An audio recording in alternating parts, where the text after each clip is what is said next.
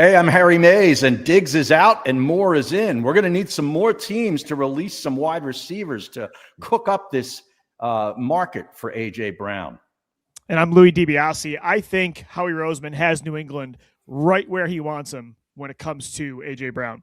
Yeah, you mean to tell me the Patriots have an opening all of a sudden, and there's been I'll call it heavy petting between Vrabel and Brown all off season and beyond. Talk about that and more in this edition of Locked On Eagles Squad Show. Fly, Eagles, fly. It's the Eagles Squad. Everything Philadelphia Eagles every week. Covering all the big hits and game-changing plays from the city of brotherly love. The way only the Locked On Podcast Network can. Get ready and squad up. It's the Eagles Squad Show starting now. And welcome in Locked On Eagles Squad Show. Breaking news. And we thought we were going to talk and open with Stefon Diggs, but no. DJ Moore gets traded. Wide receiver gone. He goes to the AFC East. No, not the Patriots, but the Bills. From the Chicago Bears. And Louie, you were just telling me, I didn't see it, but you saw it.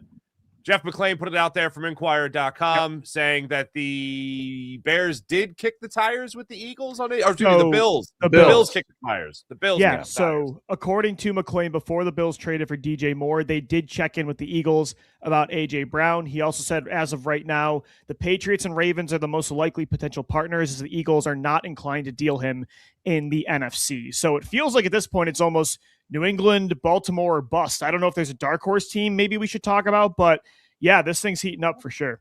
Yeah. All right. Can't one of Andy Reid's wide receivers get in trouble off the field or something, so they have to suspend him, and then they have an opening? Well, they will. They're going to sign Stefon Diggs in Kansas City. So okay. Well, that could happen. Don't worry. Give him some time.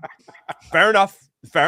And did the Bears or the Bills give up a hefty sum here? Did they give? It was a mid-round pick. I mean, they're paying a lot because DJ Moore is getting $24.5 million a year, which I think is I think he's a good player, but definitely expensive. He's not an A.J. Brown tier, but it was only a mid-round pick, it sounds like, for Moore.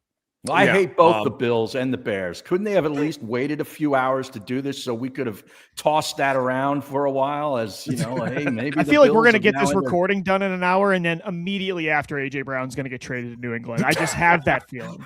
Right. It's in my gut. Then we run it back. Then we run it back, boys. Then we run it back. Right. So we got that to get to. We're going to get to combine stories, or as I'll call it, combine secrets. With Louie DiBiase. Mekhi Becton, why that might not be the best idea in the world, despite what many people thought, maybe up until Jeff Stoutland got into a kerfluffle with the Eagles. I don't know. Smitty being ready for a number one spot, well, the wide receiver outlook as it is for the Philadelphia Eagles. And then is it really just as simple as Stefon Diggs gets released in New England, A.J. Brown's going to the Patriots? Well, now with the Bills added their wide receiver group, you can more or less check them off a list. So it becomes all about the Patriots. Look, here's what's so weird to me. And in honor of our friend Jason Martinez, who is on the mend, not with us today, but he used the term flip-flopper to talk about some fellas on this program, okay? When it comes to the A.J. Brown scenario, there's a lot of flip-flopping going on. I have been on the side of he ain't getting traded. The Eagles don't want to trade him. He's staying here in Philadelphia. But once Stefon Diggs gets released, that creates a little bit of an opening there, gentlemen. And Harry, all offseason, we've learned that A.J. Brown is a Patriots fan, which I still think is weird, but that's what it is. He texts often, apparently, with Mike Vrabel, as Mike Vrabel just volunteered that information at the Combine. And now they got an opening, and also I'll add this to it. Mike Vrabel is coming off a rough ending to the season. I know they won an AFC championship game. I know they lost the Super Bowl, but he wants a win here. He had to release Stefon Diggs, mostly because of off-the-field issues here. He needs a win. A big win for Mike Vrabel would be getting A.J. Brown for Drake May to throw to for the foreseeable future. That would be a big win in the offseason for him. A.J. Brown supposedly doesn't want to be here in Philadelphia, depending on who you listen to, depending on who you believe. It seems all too easy now for Howie Roseman, Harry, to pull the trigger on a deal to send him to New England. It does, but, I still am of the opinion that the Eagles really don't want to trade him. But, if they would have to meet the price, and I think the price is going to be a first rounder and a second rounder. Maybe not in the same draft, but I think that's what Howie's going to hold out to get. And if he does move him, I hope that's what he does get, because I'd be okay with that. But I don't want to get rid of him either. I mean, I'd like to have him for at least one more year, to see what he looks like in this new offense with Jalen Hurts. I mean, but I'm still of the camp where I lean just to the side that he probably does get moved. Maybe not to New England, but maybe something else opens up here around the league, and it kind of heats up the market a little bit. I mean, Louie, you said that you read that Baltimore is a possible destination too. I could see that too. I think he'd be perfect in there with Lamar Jackson. And I think if you're Lamar Jackson, you're banging on the general manager's door saying, "Hey man, let's make this happen." Yeah, I think Harry's got the right grasp on this. I feel like the Eagles, probably in an ideal world, still don't want to trade A.J. Brown. I would love to know what his camp has told them. Like, if they adamantly said in black and white, because we did hear the report in Indy that his team has been exploring what teams might be interested to see if there is, quote, greener grass. Does that mean he has told Philly he concretely wants out? Or is it, hey, depending on who you guys decide to make a deal with, I might want to go there or not? Like, that would really impact my decision if I'm the Eagles, because if he's still wishy-washy, I would keep him. But I feel like the Eagles, if he's not fully committed, would still probably deal him. If New England says, we'll give you the 31st overall pick, and let's say Kayshon Boutte at wide receiver, or a conditional 3 that can turn into a 2, I think that probably will get it done if AJ doesn't fully say, hey, I'm all bought in, I want to be an Eagle in 2026. And I feel like he probably has not said that. So in an ideal world, I'd like to keep him too, but I do think New England eventually is going to cave and give them the compensation they want. Yeah, you referenced the term highly technical, Louie. Got him by the balls. Yeah. I absolutely believe Howie Roseman's got him by the balls. I think that's the best way. DJ Moore's off the table now, so it's like, unless they turn around and give Alec Pierce $30 million a year, which would be a crazy contract. I like Pierce, but not for what he's about to get next week. I mean, what else can New England do? And they've made it so clear that they want A.J. Brown. What kind of leverage do they have at this point? Right. So that's the part that's the most interesting to me. Now, we talked about the combine and the A.J. Brown's camp kind of fishing around, seeing if there was any interest in him. If so, what would it be? Now, the thing that I do find interesting is, if there was permission granted from the Eagles to actively seek a trade, in this world, there is no way that Adam Schefter isn't putting it out there. Ian Rappaport isn't putting it out there. True. So the fact that report didn't follow the Diana Rossini report about, hey, he's meeting up with other people at the combine to see who's interested. The fact that it wasn't followed quickly after, by the way, the Eagles have officially granted permission, like it's been talked about with Hassan Reddick. Like it was even talked about last year with Dallas Goedert. So that hasn't happened yet. And if it was going to happen, it was going to happen at the combine. So I think Howie Roseman is still very much in the driver's seat of all of this, saying, I don't want to trade him. And I agree with that philosophy. I don't want to trade A.J. Brown either. But if you really got not only the Patriots by the cojones, but maybe some other teams, hey, look, I don't want to trade the guy. So you're going to have to overpay for him. Yeah, you might get the first and the second round pick. Okay. But at this point in time, well ahead of the June 1st designation, I ain't doing anything unless you wow me. So let's talk. You want to do 2 first-round picks? You want to do this year and next year from the Patriots to the Eagles, first-round picks? Let's party. That's what I'm going to charge right now. Because I got you by the cojones. Because teams are like scoffing at what they're asking for him, but I don't think it's that crazy when you look at what the Chiefs got for Tyreek Hill when he was around the same age as AJ, what the Packers got for Devontae Adams when he was 28, 29 years old. And again, like you said, this might all be being initiated by other teams. It might not be AJ. Like you said, that report probably would have came out that AJ went to the Eagles and said, I want out, or the Eagles said, hey, we are going to explore trade options. It feels like it's all being initiated from other teams. So if that's the case and Brown is not all in on leaving and the Eagles aren't all in on getting rid of him, yeah, you got to meet this price because they're not dying to trade him. So some people said that the Trent McDuffie trade yesterday and now this DJ Moore trade kind of shows that the Eagles should eventually just give in to a lesser price. I think the opposite. I would dig my feet in even more. Yeah, wholeheartedly. Especially when you don't know what the offense is going to look like, Harry. I'm just trying to think of some other team. I'm trying to make a market here. Don't the Raiders, they have a second round pick this year, right? Because they're going to use their first pick on Mendoza. They got a new head coach coming in there who was an offensive minded guy in Kubiak. They're going to get Mendoza in the first round. We get their second round pick this year and their first round pick next year and go give him a big time weapon. AJ's going to beg on his knees not to go to Vegas. He's going to like, never mind, Howie, I'll be good. Don't send me to the Raiders. I'm trying here, man. Yeah, I it's hear a good idea for the Eagles. For AJ, though, there's a dark horse team I thought about right before the show, the Chargers, because they have somebody that, again, for me, I either want a first and a second round pick or a first and maybe another receiver that can start next to Devontae Smith. The Chargers have Quentin Johnson, who's coming off a pretty solid year, a former first-round pick that still relatively cheap. Like, the Chargers have lost in the first round in back-to-back years. Is that something they want to try to take that next step? Would they go bold? Like, I think the Ravens and Patriots are the favorites that everybody's talking about, but I keep thinking about LA is like, don't be surprised if there's like a dark horse team that would swoop in and give them the compensation that it would take. Well, I'm trying to send him to a tax-free state, and Louie wants to send him to a tax state where he's going to be giving all his money away. He wants to play with a quarterback better than Jalen Hurts, or else what's all this complaining been about? They just come back to Philly. No, exactly. See, the unfortunate part about all this is that obviously the Diggs news really, I mean, it doesn't just ignite the flame again. I mean, you're throwing gasoline on a bonfire as far as that kind of link goes between the Eagles and the Patriots for A.J. Brown.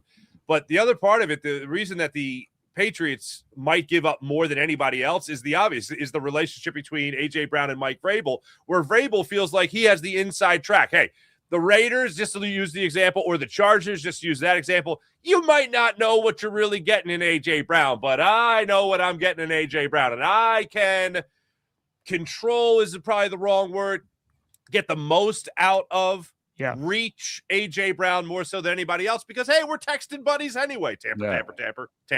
Right. But that's why the Patriots make the absolute most sense. And then you also look at it as the Patriots just lost the Super Bowl in a game where their offense went dead. Like they just on life support in that game. And I have a feeling that if you're Mike Vrabel, you have this feeling of, I need a win. You know, I need some kind of win here and something that really going to make me feel different about going into next season, that we have an even better shot of not only having the same regular season we have, but the same playoff success that we had, and then even more of a shot to have success in the biggest game we'll play in, the Super Bowl. A.J. Brown does that immediately. And also, look, with or without A.J. Brown, I think Mike Vrabel's a good coach. I think Drake May is a very good quarterback, obviously. I think you got a defense that can put it together as well. They have an opportunity to run it back next year. So that first-round pick, people might look at, I mean, people have this tendency when you say first round pick, everyone's like, oh my God, it's a top 10 pick type of thing. It's a 31st overall pick. It's a 31st or 32nd overall pick that you're talking about here. So even more reason as to why they might be able to part with those two right now, if you're going to do it, where Howie can just kind of hold them over the fire and say, if you really want this guy, if you want that security blanket and don't want to be held out over the next, however many months, this is the price tag right now. See, I agree. And maybe that does get it done for the Eagles. I personally, if I was the GM, I would need AJ to tell me to my face he doesn't want to play for the Eagles anymore. Or even the 31st overall selection would not be good enough. I would rather have another year of AJ Brown to try to get this right. And then it's not like next year he's going to have no value in the trade market, right? Where you still couldn't get, maybe I risk it and he falls off a little bit and then I settle for a day 2 pick, but I would rather chance it and maximize this window because I still want to try to win a Super Bowl in 2026. So maybe that gets it done for Howie. I personally would need AJ to tell me he wants out, and then I need a first round pick. But if that Patriots first round pick with the Eagles first round pick may be enough, could that be enough to move up and get Sadiq? It could be. Yeah, it could be to get Sadiq, or maybe if like one of those top 3 receiver prospects falls outside the top 10, like Carnell Tate from Ohio State, Jordan Tyson from Arizona State. Mekhi Lemon, I'm a little bit nervous about after the combine, but he's a top 3 guy too, or Sadiq. So I mean, it wouldn't be a bad problem to have 2 first rounders, but again, there's 2 stipulations for me that I would need to have both boxes checked. I'm very curious what Howie's thinking from that front. Yeah, the other part of this is so interesting to me is that conversation hasn't happened yet, where AJ is going to the... I can't get a grasp on what the relationship is right now. And Howie has defended AJ, like on Florio's show during the combine. Everywhere. He backed Everywhere. them up. Yeah, like people inside the building are saying they don't like the perception of AJ outside. It's like they clearly don't want to get rid of this love guy. him. They love him. Yeah. Right? Yep. And we haven't heard anything about like what Brown's feeling right now. It's such a confusing, but they are taking calls. So they must be skeptical in some way that he's not going to be happy next year. I don't know. Yeah. This might be over the top for a comparison, but it's like AJ Brown has been in a car and he has just driven it into the side rails, swerving all over the road. The car's all banged up. He gets out, and Howie's like, he's a great driver. He's the best. This guy is just he just wants what's best for us. Yeah. Yeah. Exactly. The whole it has team's nothing in to the do with car. his targets. And when he said that, I kind of rolled my eyes. It's like, trust me, if they were the top 5 passing offense, but it was all because of Devontae Smith, he still wouldn't be happy. So kind of rolled my eyes about that quote. Well, has anybody? Go ahead. Has anybody checked AJ's social media? Like after the release of Diggs, did he put out a big eye emoji? You know, like, oh, look at that! That would be awesome.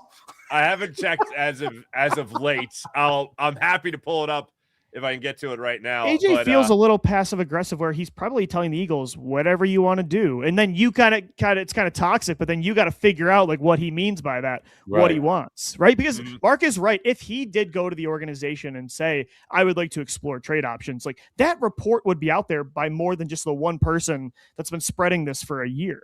Yeah. The only thing that we have to go on is that at some point, Jeffrey Lurie, I forget who put it out, so my apologies, but Jeffrey Lurie at some point said to AJ Brown, just stay off social media. Come on, dude, please, just stay off social media.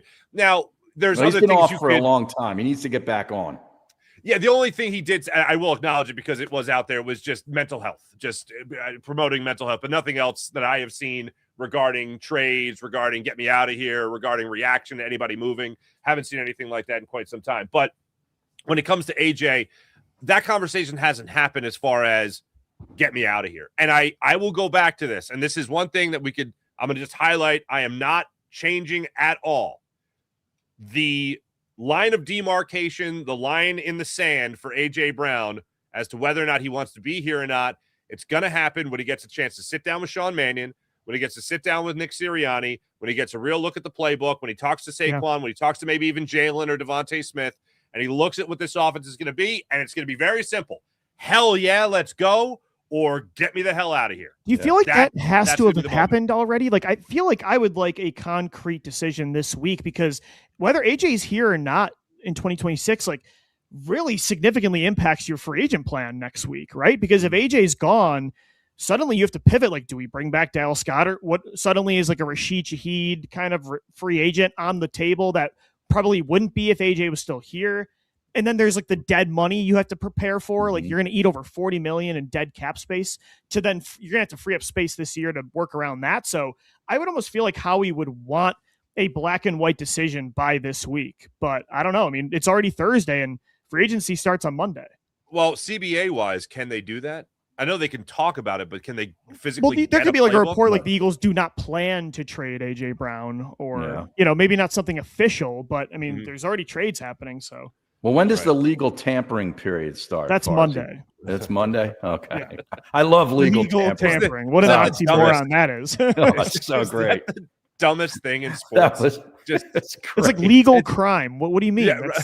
Right. The complete opposite. What's that movie? The Purge. The Purge. Yeah, it's Monday legal is the Purge for the NFL. Yeah, it's perfect. It's legal for like 24 hours. Yeah. This is the Purge of NFL free agency and legal tampering. It's called negotiating. Okay, sport. That's what it's called. Just get rid of the tampering. Everybody does it. It's so stupid. Yeah. I giggle at it every year. I just go, we're adults, right? We're all adults here. What are we doing? Yeah. What are they going to have, like spies on agents? Like, how do you know who's talking to who? Yeah, right. He wants what we need now is like a photo or something of AJ Brown and Drake May on a golf course or something, hanging out together or at a club. Or like during the NBA when they were trying to keep DeAndre Jordan with the Clippers. This is a deep track, but Chris Paul locked him in the building. Remember him and Blake Griffin? Yeah. They flew down to get him to stop him from signing with Dallas, and they put the chair against the doorknob. Like, I need a Devontae Smith Instagram post where they're locking AJ down. Something like that. He and Jalen. Later. Devontae and Jalen. You got to get Jalen in there. Yeah. All right. When we come back, I do want to talk about whether or not Devontae Smith is ready for that and what the wide receiver outlook could be. A couple of names were just mentioned right there when it comes to the NFL Combine last week. We'll get to all that more when we return. This is Locked On Eagles Squad, show on the Locked On Eagles YouTube channel. Make sure you like and subscribe. Back right after this. Hey, it's Matt Derry from the Locked On Lions podcast. The people I love depend on me. If I'm gone, the financial responsibilities don't disappear. I didn't want my family figuring things out during the hardest moment of their lives. That's why I knew only one place to go. I chose life insurance through my friends at Ethos. Ethos makes getting life insurance fast and easy, 100% online. You can get a quote in seconds, apply in minutes, and get same-day coverage. There's no medical exam. You just answer a few simple health questions. You can get up to $3 million in coverage. Some policies are as low as $30 a month. I love the folks at Ethos. Protect your family with life insurance from Ethos now by going to ethos.com/LockedOnNFL. In as little as 10 minutes, you can get the free quote and up to $3 million in coverage at ethos.com/LockedOnNFL. That is ETHOS.com/LockedOnNFL. Ethos.com/LockedOnNFL. Application times and rates may vary.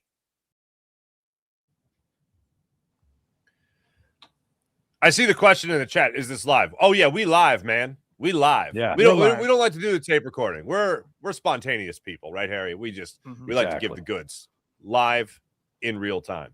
As far as some other names that could be out there right now, Carnell Tate's a name that's out there. Jordan Tate, excuse me. Makai Lemon, Denzel Boston, KC Concepcion. I just like to say that name, out of Texas A&M, first rounder. Lemon and Concepcion a bit on the smaller side for the Eagles. Definitely slot receivers in that regard. For sure. Yeah, I don't think Tate's lasting to where the Eagles are. I think he's going top 10, top 7 maybe. Yeah. Washington may take him if he's sitting there. Mm-hmm. The only thing that I always bring up, even top guys, is, I mean, just learning. And I know that Quenyon Mitchell wasn't supposed to be a top 5 guy, but man, did that board fall in a way? I was going to say, that's a good point. You never know, right? I thought Quenyon was going to be a top 10 pick. So yeah, look, it's few and far between. It's definitely the exception, not the rule. And you guys are absolutely right. Most likely not going to be there. But God, it's so weird the way this stuff falls. What you look at the way that all of a sudden guys start flying off the board. Yeah, I think it's right to not be black and white with the draft for sure. Yeah. But I know you were out there. We'll get some other stories about the combine. But wide receiver wise, who really jumped out to you, Louie? Yeah, for me, I actually even asked Daniel Jeremiah this question at his press conference in Indy about, like, if A.J. Brown stayed, my question was, what wide receiver 3 could best complement Devontae and A.J. that might only touch the football a couple times a game, right? But who could, be an explosive run after the catch weapon? And Daniel Jeremiah said Omar Cooper's name from Indiana. And I'm a big fan of Cooper for months now. I thought he'd be a higher pick than people were saying. And then that kind of confirmed it for me. He just is in that mold of like a very Rams receiver, a Puka Nacua, JSN type. And I think he's somebody that can play inside and out. He ran really well at the combine, ran a 4.42. He's somebody that if AJ's gone, I actually think could be a solid option regardless, because he's probably going to be a day 1 selection. So after Jeremiah kind of confirmed that with me, I'm like, I can't get that name out of my head. Wasn't he the guy that made that unbelievable catch against Penn State? Yep, it was. That was incredible, man. Yeah, strong hands. He's just in that mold of, like, he's not undersized. He's not the biggest guy in the world, but he's strongly built. What's he, like 6 foot? Yeah, maybe? Run after the catch, like very twitchy. Like, again, that Nacua, JSN, just that interchangeable player that I think is what the NFL is kind of moving towards at receiver right now. They love those kind of players. How is he at blocking? Just over 200. Yeah, I mean, he plays inside, so I haven't watched a lot of his blocking tape, but I imagine it's got to be solid. Mm-hmm. And he'll, while we're projecting around where guys could be, he is very much expected to be there around 23. Yeah, he's in that, like, I would say 15 to 30 range. I mean, he could go probably. You think he's a first-round pick? Yeah, I think he's nobody's stock at receiver has risen more in the last month than him. Because I was getting him in like 2nd, 3rd round. That's what I was thinking, 2nd round. Yeah. Yeah, now it's like he's in a lot of people's top 5 receiver rankings. So wow. Now that I've noticed, because I haven't broken down the film either, but just in terms of where must have been the interview. Must have been the interview. He blew people away in the interview. Right. But Kai Lemon, though, I'm not so sure. That was interesting. So, just real quick on the interview, do they still ask the weird questions at the combine? Remember that? I'm sure some teams do. Yeah. Is your mother attractive? Yeah. What? You know, like just to try to catch you off guard for a second, or Pete Carroll taking his shirt off for somebody. That's weird. Yeah. Also, that happened. Oh yeah, Pete took his shirt off. I missed that. Oh my god. Well, first off, congratulations. Yes, I'm glad. Miss it. I saw. You can't unsee it. I forget. I don't think it was DK Metcalf, but I forget who it was. He just like, you want to go? And he just like rips his shirt off. And he's like, yeah, come on, man. And it's all in fun, nature and all. Okay. But it's like, huh. I missed that one. Wow. Interesting. Okay. But anyway, also one more aside. Sorry. Does Daniel Jeremiah do a press conference every year? Because that was new to me. He always does a virtual press conference that I attend, but I got an email. I was down there interviewing prospects. And it's like Daniel Jeremiah will meet at the podium 6 at 12 o'clock. I'm like, I mean, cool. He's going to give me more than any player or coach is going to. So yes, I honestly thought it was the most interesting interview I had down there. I'll tell you a little Daniel Jeremiah story. We had him on a couple times when I was at the Fanatic like 10 years ago. Like this is when he was making his move up the ranks of being a big time TV kind of scout guy.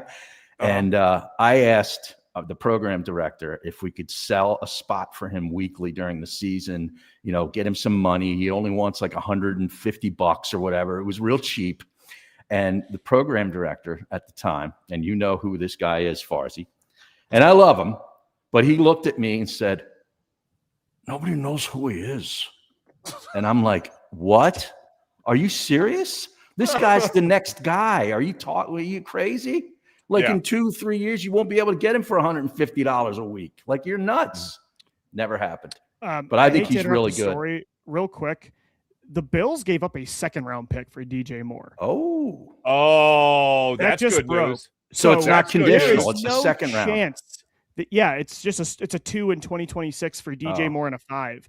They are not accepting anything less than a 1st-round pick for AJ Brown. I don't even think he's getting traded at this point, because if DJ Moore is going for a 2, Howie's going to be like, I'm getting a 1 and a 2, or I'm accepting nothing. Right. Yeah.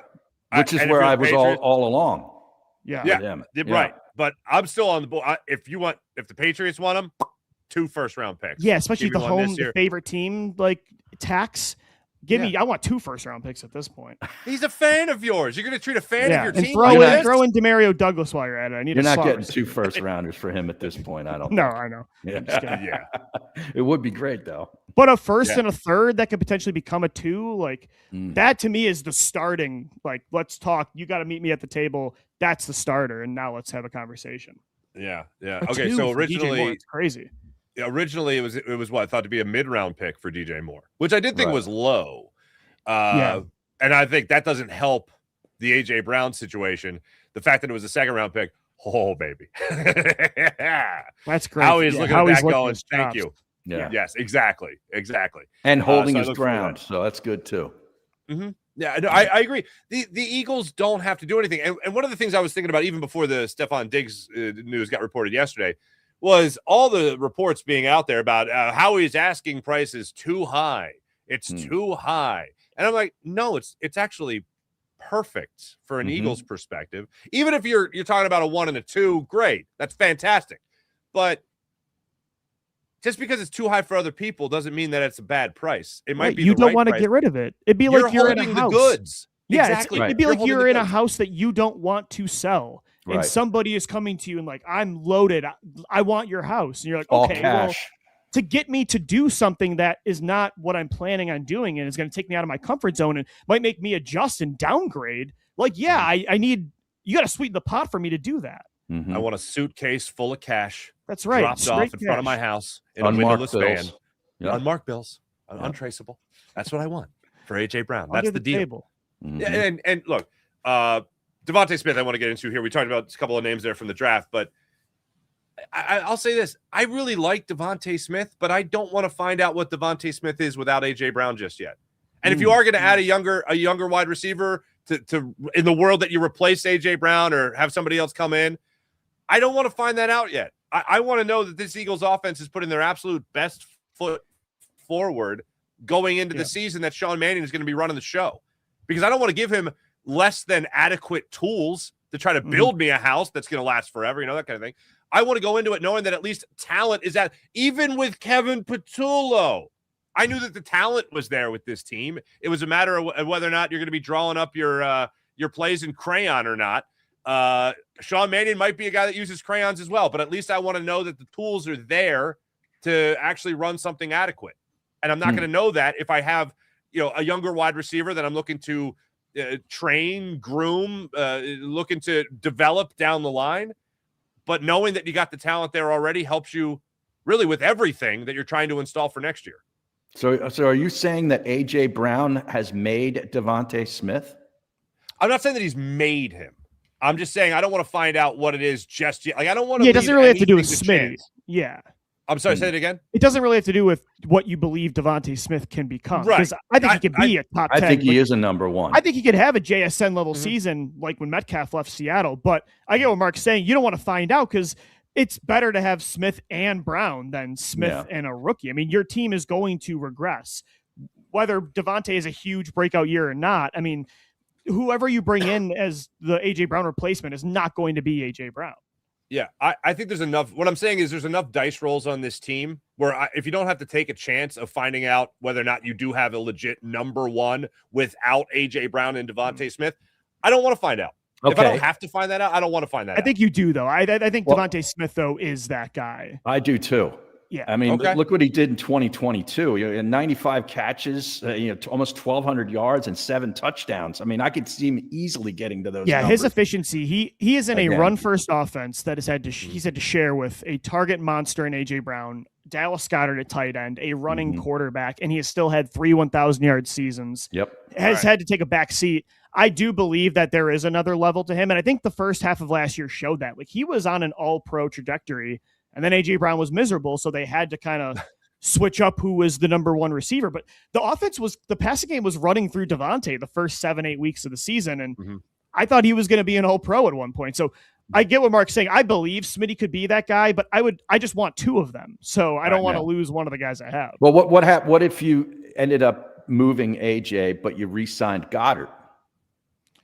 It's not a bad alternative plan, but I still you got to tell me what we're doing at receiver. Am I calling up Jacksonville for Brian Thomas? Am I moving up in round 1? I want to know that they're not going to just settle there and it's Romeo Dobbs and we'll bring back Jahan Dotson getting re-signed. It's Dotson and Dobbs and we'll bring in a bunch of former Packers. I don't want that. I'd be okay with Dobbs as the third guy.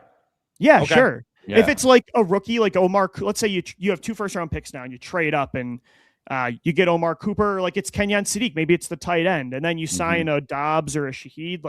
That's okay. I'm cool with that. But I don't want them to just settle and it's just Devontae and a bunch of role players. Right. I mean, I hate to go to the word spoiled because it wasn't like the Eagles just established a dynasty here. They won a Super Bowl, which is great. Yeah. But I kind of like knowing that I have 2 guys that could be number 1 wide receivers.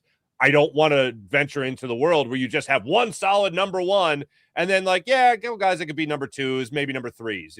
That's more of the world I want to avoid. I don't want to find out what that world's like just yet, to be less specific than just naming names like Devontae Smith, for instance. Puts a lot of pressure on Jalen Hurts, sink or swim time in that scenario. Yeah. Well, I mean, is it not? I mean, so now you're on the cusp. Louie's been saying that all the time for the last couple of weeks. I feel. What as far as sink or swim, you got to really know if Jalen Hurts is the guy that you're going to. I was disappointed nobody asked Howie, and I tried myself, but it was a huge media scrum. I wanted to ask about Jalen Hurts' extension, if that's on the table, and nobody asked about it. Well, I'll say this: Jalen Hurts has not failed in back-to-back years with fresh offensive coordinators. Right. So I'm not predicting he's going to fall off. I'm just really curious because this is a huge make or break season. I feel like not for for the next contract, right? I mean, if he has another up and down year, are you going to backload this new extension and into his 30s? You know what I mean? It's not what he's done. What his legacy is already established. I'm curious if A.J. Brown's gone, how he's going to. And if the mobility goes away, who he's going to become in the future. Farzi does not want to think of a world where he has to think about the next quarterback and who it is. For the guy that hosts a daily podcast, it's fun. It's easy content. Yeah, I get it. But I'm not trying to push Jalen out of town, but why do you hate Jalen, Louie? That's my Yeah, question. yeah. What's your beef? Yeah, dude, what's your problem? that was the No, entire but- 2021 season. My entire comments, every show. Yeah, but like, here's my thing with judging Jalen and all this. Now, look, it's all how it looks, all the optics of it. But man, if they're still questionable about Jalen, and we've heard from everyone, Nick Sirianni, Howie Roseman, about Jalen can do anything. Jalen wants to do anything to help the team. Jalen wants to do. Okay, great, but can he do it? Because it's a weird thing to me, and I always go back to the throwing over the middle argument because everyone loves bringing that up. Throwing over the middle. Can he throw over the middle? Can Jalen throw over? Yeah, he does it actually phenomenally well. But as to why he doesn't want to do it, I don't know. He didn't want to be under center. He's actually been pretty good under center. So if there's things he doesn't like to do but can do, that's just weird. But when it comes to an offensive coordinator trying to tap in to expand that comfort zone to do more of the thing that he does well but might not be comfortable doing, that's on Sean Mannion. That's on Nick Sirianni. That's Grizzard. on this new Josh Grizzard, Parks Frazier now as the quarterback's coach. Johnson. We talked about, like, we don't even know what he does now, but he's on the team. He's on the coaching staff somehow. Like, that's all up to the coaching staff, see if they can expand it, and then it's up to Jalen Hurts to be willing to do it. So it's like, if you're judging Jalen Hurts, are they going to be asking him to do things that he might not excel at if he has to keep going back to it? Like, does he throw over the middle and have so much success completion percentage-wise over the middle simply because he is very specific and particular about when he does it? Guy wide open over the middle. It is a smaller sample size, so the completion percentage, for instance, is going to be higher if the attempts are fewer. It's like an NBA player that takes a couple threes a year. It's like, well, he's shooting 70% because he took 5 shots. Yeah, Shaq's shooting percentage was amazing because he could just. That's why. But you're not you're not wrong. Like, the numbers do look good in some of these areas we think are weaknesses for Jalen Hurts. But I want to see as the volume increases, does the efficiency, is it maintained? And so that's what I think 2026 is all about. And that's, again, why I'm so curious, because I don't think it's going to be like the start of 2024 where if it's a little bit rocky through the first half of the year and they're 3-2 and it's really up and down. I don't think they're going to say, throw it all out the window. We're going back to running more than any team in football. I think they're really going to stick to this season. At least the tone I've got is that they're really committed to changing this approach. Yeah, I mean, they keep hiring coaches on that side of the ball. I mean, this is a heavy commitment. I mean, how many coaches are in the room? They let Jeff Stoutland leave because of this. The greatest offensive line coach maybe ever. They were willing to let walk in a messy way because they are committed to this. Like, they're really sticking to it. Was there any discussion about him out in Indianapolis, Louie? I didn't really hear much. A lot of what I heard is that they are just really hell-bent on this new scheme, and it just was kind of trying to fit a square peg into a round hole. I still would have tried to make it work because how good Stoutland is at his job, but yeah, it just sounded like it was a mutual thing from what I heard. But again, it's just hearing through the tea leaves. Yeah. I guess my issue comes with you're bringing in a different way of running your offense, even more different than Kellen Moore. And you're also, in doing it, you're bringing in a coach that's been a coach for half a minute in Sean Mannion. It's a huge risk, So, there's no doubt in my mind, like, Sean Mannion has less experience than Kevin Patullo as a play caller, okay? Right. And as a coach in the NFL. Now, he was a quarterback in the NFL, so, like, for Kellen Moore, that certainly benefited him as a play caller. Maybe it does the same thing for Sean Mannion. But nobody knows. So, to automatically even attempt to entertain the idea, watching this guy come in here, call plays where he could be terrible at it, but let me blame Jalen, that just seems like such a, I don't know. It seems like it for me right now, it's far down the line before I can even entertain that idea. It's part of why having AJ Brown on this team would be very helpful in a very risky season. Say that again. What was the first part of that? That's part of why keeping AJ Brown, I think, is really important. I want that guy on this offense when there's so much unknown. It's a huge projection and find out kind of season. I'd like to have another talented player like that on this roster. Yeah. There's some love for Denzel Boston on the chat, Louie. What's your thoughts? I did not love his combine. He had like 4 or 5 drops in the drills. I thought for a supposed contested catch guy, his vertical was pretty low too. I've already been nervous about his separation ability, but I do like his size. His tape is pretty solid, but he's not my favorite. Yeah, he's not my favorite choice in round 1. But 6'4", 210. Yeah. No 40 time. He ran the shuttle, though, in 4.2. He did the shuttle drill in 4.2, the 20-yard shuttle. But yeah, the size is off the charts. Obviously, that's exactly what you're looking for there in a 6'4" guy. But yeah, another interesting guy that could also be around and most likely will be around in that 20. I have another overall update pick. real quick. Not to take the show off the rails. Oh Again. boy. Oh Oh boy. that. Jordan Schultz reports sources say teams in the trade market have gotten the sense that the Raiders are now more open to the idea of trading Maxx Crosby, and the situation is going to intensify. I got another development for you. Let's see if I can get this to you guys. Can I get this to you? Here we go. Hold on. Oh, I can't zoom. I don't know if you guys will be able to see this or not. Suspense is killing me.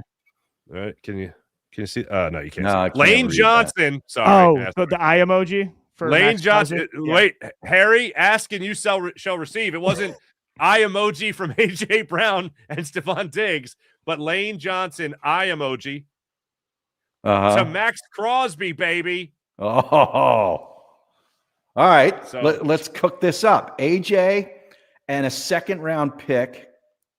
You get a second round pick next year, and Crosby for AJ. And what else do we send them? I think the Eagles would get back. I would want a pick in return too. Yeah. Like, I don't know. I mean, AJ Brown and a 4 for Maxx Crosby and a 2. I don't know. I don't love that idea though. I would just re-sign Jalen Phillips. Oh, well, you don't like the idea of Crosby. $30+ million a year on the books. He's 29. You got to give up picks for him. Like in a vacuum, bringing in a star like that is great. But Then if I had the go choice- sign Hendrickson then. Yeah, or like I would just say like, oh, it's going to take 24, 25 million a year to pay Phillips. I would just rather do that and keep all the picks. But in a vacuum, if Maxx Crosby's in Philadelphia, of course you're going to be excited. I mean, him next to Jalen Carter is ridiculous. Yeah. Maybe Hendrickson isn't a Fangio system type of guy. Yeah, I don't think he really fits the scheme. You wouldn't much. have to give up any picks for him because the Bengals True. are so stupid they let him walk. But again, he's going to cost around the same as Phillips, and he's Yeah. like 4 years older. I mean, Jalen Phillips is only 26 years old. Yeah. So I just these options are interesting again in a vacuum, but I would just rather go with Jalen. KC Eagles says send him Ringo. LOL. No, move Ringo to safety. I'm not giving up. I have a new idea for Keely. Oh, you do? He's so good down. He's a gunner, right? He's great at special teams, just running straight line downhill. speed. What if he's a safety? Like Razul, we never gave Razul Douglas the chance to do this. Maybe Keely Ringo can be that guy. God bless you, Louie. God bless you, brother. Never give up. I love it. I'll say this. It doesn't seem in character for Howie Roseman to be like AJ Brown for Maxx Crosby and then let everything else work itself out. With No, I was Chip Kelly would have did that. Yeah, but for sure. Chip Kelly would have traded AJ Brown like 3 years ago, like 2 years ago. But got to go down that lane. But it doesn't seem very Howie Roseman like. He seems like a guy that will give up picks, get the talent, keep talent, like more of that, more along those lines. If you're telling me Maxx Crosby's on this defensive line next year, man, I am stoked. If you tell That's me the thing. Like the optics of it, we can talk about. But just Maxx Crosby on the Eagles is an awesome thing to think about. Here's what I'll say. Far more likely to keep Jalen Phillips and AJ Brown than to trade AJ Brown for Maxx Crosby. Yes. Right. I think I totally agree. And I would prefer that too. Yeah. Yeah, I think that's more of the safe route. I mean, it may be smarter route for the Eagles. Yeah, I don't know if but it's Maxx even Crosby safe is though. exciting. I mean, I think that's maintaining your aggression for 2026 is keeping two of your best players on both sides of the ball in house. I think the combo of AJ Brown and Jalen Phillips is better than just Maxx Crosby. There you go. What do you think Phillips commands as far as a contract? So Nick Bonito got $26.5 million a year, I think, in Denver, and that's incredible. an interesting because he's great. So Phillips is not on that level. No. The open market does, of course, inflate value, right? So Right. he's going to get overpaid like most free agents do. He's in his prime, coming off a great year at an important position. I'd bet he probably gets like maybe 24 million, a couple million less than Bonito, I'd say is probably the number. With a defensive coordinator that he obviously likes him, but may only be here for one more year, and then you might have a different system. Yeah. You know? But it did sound like he really liked Philly. I mean, if they offer him 21, 22 million, is he really going to leave? Is he going to just take the highest bid, or for a couple million less, does he stay here? I'm intrigued by that. Yeah, he did refer to getting traded to Philadelphia as the greatest thing that's ever happened to him. Right. Yeah, I mean, it's low bar. He was in Miami. He was in Miami. He clearly liked it here. I also want to point out that his significant other was expecting their first child. But yet being traded to Philly, the best thing that ever happened to him. So don't think Howie's not going to bring that up at the negotiating table.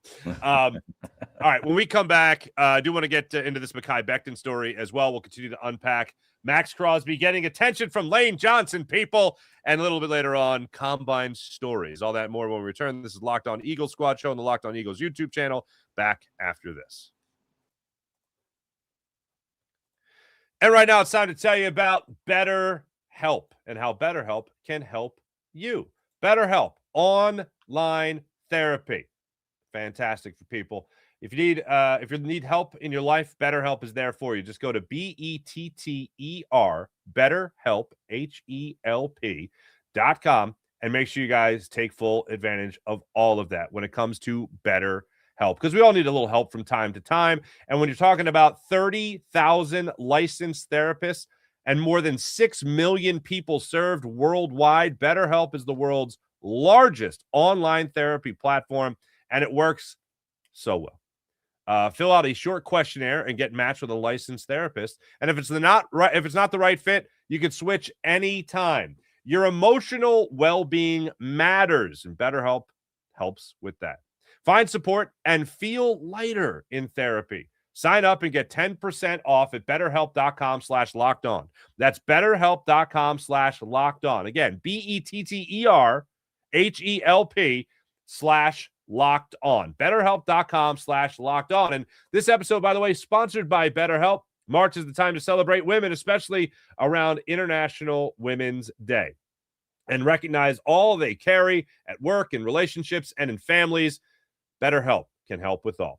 BetterHelp.com/locked on. That's BetterHelp.com/locked on. Sign up and get 10% off at BetterHelp.com/locked on. You mentioned it a couple times already, Louie, when it comes to moving on from Jeff Stoutland, him saying thanks but no thanks, going elsewhere. That shows me they want to do something very different on their offensive line. Mekhi Becton has been a name linked to the Eagles now, really ever since he departed for the Chargers. Does Mekhi Becton still potentially fit the mold of a right guard in a Sean Mannion, in a Chris Cooper offense?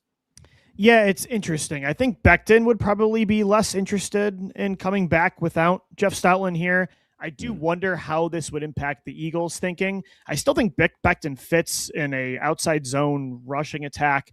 You know, I think they want a powerful, bigger guard. I think they saw how that worked in 2024 and like that idea.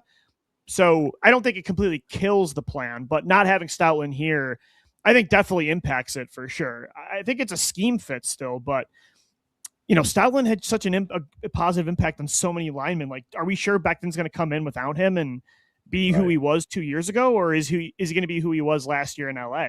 So it definitely plays a part. I don't think it happens now. Who's the offensive coordinator in Los Angeles now with the Chargers? McDaniel. McDaniel, yeah. What are the Eagles trying to do in Philadelphia right now? Yeah. Little Mike McDaniel? Be Mike McDaniel's offense, yeah. Where's Mekhi Becton not playing this year? Yeah, it's fair. Chargers with Mekhi Becton. So it seems odd to me. Howie also talked up Tyler Steen in an interview last week. Like he said they were excited about Steen heading into year 2 as a starter. He didn't even have to say that, and he kind of went out of his way. That was noteworthy to me. So yeah. And also Jim Harbaugh moving on from an offensive lineman after 1 year is telling as well to me. Okay, fair. Yeah, I think the Becton magic probably ran out in 2024. Yeah. I would still, if it's cheap, like bring him in to compete with Steen for that job. I want to bring in somebody at right guard. Steen, by the way, is a free agent after this year, and I don't think they extend him. So, but I think there is other options. I might be more interested in a reunion with Isaac Seumalo, who's a free agent. That's something I'd rather explore than Becton. Wow. How old's Isaac nowadays? He's 32 now, I think. But he's had with Pittsburgh. He's with Pittsburgh. He's had good years. He was a top from. I actually saw this because I was talking about a reunion with him on the show a couple weeks ago. His blocking numbers, specifically with play action passing, is very good. It was actually top 5 according to PFF. So I think Seumalo fits this offense more than Becton now. I know Drew Kendall was used sparingly throughout last year. I think, what, a 4th or 5th round rookie that they took last year? Fifth round rookie that they took. Fifth round Boston College. Rookie. Yeah. All right. His father played, I think, 13 seasons in the NFL.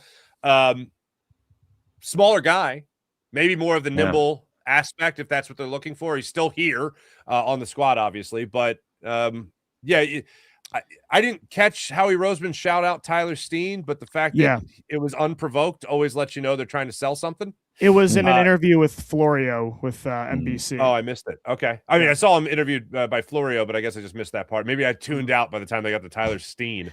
But that's just volunteering some information that nobody asked for, because I was not impressed. And I was fair. I wasn't just grading it on the drop off from Mekhi Becton to whoever. I was looking at him as a football player going, not great. Not great. Yeah, he gave up a lot of pressures. The numbers don't look great, so I would bring in competition for sure. I did also hear there was a report that the Eagles are high on Drew Kendall at center, so much so that they've explored the possibility of moving Juergens back to right guard. It's just a conversation they've had. Yeah. So I don't think that happens in 2026, but they're big fans of Kendall too. I mean, in defense of Steen, if I got to stick up for him, he was dealing with a center. I know he made the Pro Bowl, but who was not injured, did not play particularly well, and also an often injured Lane Johnson. So it's fair. Fair. Yeah. I want to go back to something. I'm sorry. Move Juergens back to right guard was a conversation? Yeah, so there's a conversation. And Kendall at center. And it was between beat reporters, so it wasn't from an inside source. But right. People have heard they really like Drew Kendall and might be a long-term option at center if it doesn't work out with Juergens. And they've talked about Juergens at guard again. I'm not sure if that has any weight to it, but I like Kendall. I actually predicted he was going to be a starter last year. I might be a year too early on that, but yeah, I think they're high on him, and he moves really well in the open field. Well, that would be a boon if you fill an offensive line void with a 5th round pick that you already had. Hey, I mean, Cameron Williams too. I thought he showed some signs of life week 18 against Washington, and he's somebody they thought if he went back to Texas this year could be a day 2 pick in this draft. So they do have some intriguing options in house. Fair enough. All right, let me hit this blank, and then I want some combine story. I got to know what's going on at that combine, man. I've never been out there. I got to know. Here's a blank. Be right back. Now it's a portion of the show called Combine Secrets with Louie DiBiase. I know, Harry, I've never been out there. You've never been out there? I've been to Indianapolis for the Final Four, but never for a combine. No. All right. I was surprised, Louie. I don't remember a time, maybe I just haven't paid enough attention, where they had fans there, it looked like. Yeah. Were there fans or were they friends and family? No, I noticed that too. There were actual fans in the stadium for workouts. It was select, kind of like the NFL draft, where you almost have to be in a lottery system. There's an NFL One Pass thing that you could register for, and there was very select seats. But they were behind the end zone, behind the field goal post, the opposite side of where all the windows are at the top of the stadium. So there were fans there. It was an interesting vibe when it comes to the workouts for sure. Where were you sitting? So what was your vantage point? So the 40, right at the end of the 40-yard dash line, we were right there. So the 40 was in the corner, and we're right in the corner of the end zone where the players finished that. So kind of in the end zone in the corner a little bit. It wasn't a bad view for the 40. The verticals were tough to see because it's a cross on the other side, but every other on field workout was right in the middle. So it was a good view. That definitely raised my opinion that even higher, that I want an indoor stadium for everybody in the NFL. I love that, just room temperature, the controlled environment. It's so comfortable to watch football in there. I do Football's really like not supposed to be comfortable. It is. As a paying customer, I don't want to be. My hands are numb. Yeah. I got drunk people around me. The Eagles are down by 10. They can't. Kevin Patullo doesn't know what he's doing. That's. Right. I don't want that anymore. In all honesty, they're giving out 65-inch TVs nowadays like they're cookies. You know what I mean? So the competition versus not only your comfortable chair at home, but also the TV and the vantage point and all that stuff is great. So I got to be honest. I'm going to go to the dark side on this as well. I don't mind the indoor stadium at all. And Lucas Oil Stadium is like just a warehouse they built a football field. It looks like it really does. It's the weirdest looking stadium that I've ever seen in person. What do they make in that factory? And if you look at it from the right angle, you it's see very like old timey. Yeah. It looks like an old school field house, or like an old train station almost too, like in a big city. It's just it's everything else is a very dome, like round kind of, futuristic look to it. Kind of and then you just got this big boxy warehouse. Yeah, it's interesting. Yeah, I do like it. How was the food? The food was in Indianapolis. Did you go out? I can't say it was great. I wouldn't say I ate well during the week. St. Elmo's was, you literally could not get in there. So that had to pivot, go across the street to a couple different places. I did see the Eagles. I got in there. Yeah, that's huge. I guess you got to get reservations like weeks in advance. But also, I'm a solo traveler there, so I'm moving around on my own. I'm not just gonna go stand there by the Dallas Cowboys team is in the corner. So White Castle reservations. Yeah, just a table for one. Thank you. Can I get 10 sliders? I'll sit at the bar. Well, I did sit at the bar across the street, and I see this giant rock on this guy's hand right next to me. It's gleaming. I peek over. I'm like, it's got to be a Super Bowl ring. It's the Eagles 2024 Super Bowl ring. It's the Eagles chiropractor or something. Oh, so really? I'm like, you got to let me hold that ring. I gotta see it for myself. I haven't seen it up close. So that was a cool moment. Yeah, wow, so that was great. Cool. How heavy was it? It was ridiculous. It's unbelievable how heavy. I'm like, how are you wearing that in person? I mean, it's a huge flex that's just on your hand. But it was cool to see. I got to push the button and the wing shot out. That unbelievable. That I definitely nerded out. It was the last night too. Before I left, I'm like, cool way to wrap up this trip. Wow. Hold on. What's the Eagles chiropractor doing at the combine? I guess they all get they're handing out bend over to everybody. Let me check for scoliosis. Bend over. Yeah. Thanks. Oh, he's good, Howie. How many rings did they give out? If he's getting one, I mean, did Howard Eskin get one? I was just I know people rings. That feels like a conflict of interest. How about that, huh? Anyway, that's wild, man. Well, good for you. That's great. Did you have a most surprising moment? Like, I didn't expect this at the combine or something like that? The press conferences were great. I was surprised how many questions I was actually able to get in. I thought it was just going to be a clown show with all the media, but it was super accessible with all the podiums. Asked some good questions with Daniel Jeremiah. That was a cool moment for sure. But yeah, I mean, outside of that, I covered the Super Bowl last year and I've done Senior Bowls, so it wasn't something completely different. But the combine setups, I think, very well organized compared to the other ones. The Senior Bowl seems like a pretty cool trip. Senior Bowl's great. You know what I noticed though too? Another take being down in Indy. A lot of times when you hear rumors and reports, like I feel like a lot of it's just media people going to bars talking to each other, and they say they heard something from this guy, they heard something from this guy, and then that turns into these reports. Because I heard a specific conversation between two reporters, and there was no inside source. And a few hours later, I see a tweet from one of them that's like almost as if this story has weight to it. I'm like, is this what happens all the time? Right. Yeah, so that was intriguing to see. And then the producers for the ESPN shows and they run with that, and then they run with it, and there's Stephen A. Smith. And then fans think they're losing their top corner because of this all started at a bar over a couple of whiskey sours. I mean, it's ridiculous. Oh, whiskey sour. I know who it is now. No, just kidding. Yeah. All right.